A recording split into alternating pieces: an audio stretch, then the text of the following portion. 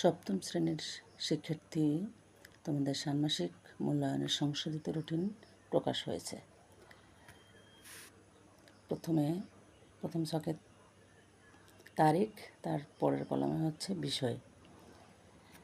6-7-24 বাংলা, 8-7-2024 ইংরেজি, 10-7-2024 গণিত, 13-7-2024 বিজ্ঞান, 15-7-2024 ইতিহাস ও সামাজিক বিজ্ঞান, 20-7-2024 ডিজিটাল প্রযুক্তি, 22-7-2024 জীবন ও জীবিকা, 24-7-2024 স্বাস্থ্য সুরক্ষা, 27-7 ধর্ম এবং 30-7-2024 শিল্প ও সংস্কৃতি।